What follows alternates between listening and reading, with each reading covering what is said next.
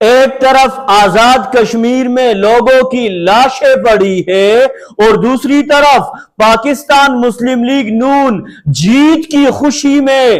بنگلے ڈال رہی ہے۔ اندازہ لگائیے آپ ان لوگوں کی اہلیت کا اور ان لوگوں کی سوچ کا۔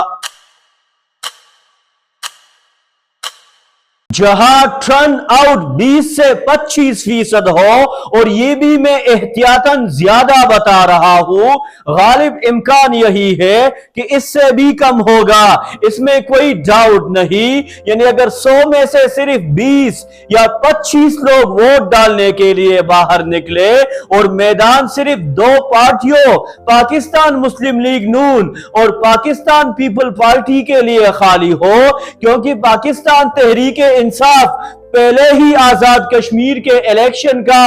بائیکاٹ کر چکی تھی اور یہ ایک درست فیصلہ بھی تھا۔ وہاں حالات ایسے نہیں تھے کہ الیکشن کو فری اینڈ فیئر کہا جا سکے، اس لیے ایسے ماحول میں حصہ لینا لوگوں کے جذبات سے کھیلنے کے مترادف تھا۔ دوسری طرف لاکھوں لوگ تقریباً 2 مہینوں سے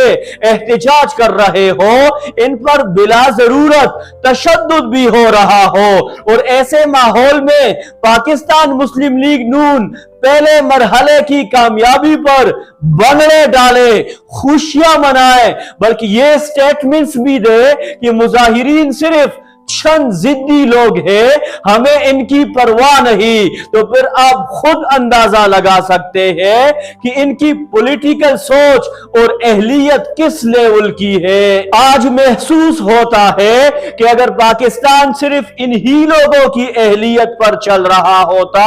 تو شاید بہت پہلے ہی ڈوب چکا ہوتا، لیکن اللہ کے فضل سے آج بھی پاکستان قائم ہے۔ تاہم پاکستان مسلم لیگ نون اور پاکستان پیپل پارٹی اگر اسی سسٹم کے تحت آگے بڑھتی رہی تو ایک نہ ایک دن یہ پاکستان کو ڈبو دیں گے، کیونکہ انہیں عوام پاکستان لوگوں کے جذبات اور مطالبات کی فکر نہیں، بلکہ اپنی سیٹوں، اپنی حکومت اور اپنی عیاشیوں کی فکر ہے۔ ان کی پرفارمنس بھی اسی طرز عمل کی عکاسی کرتی ہے۔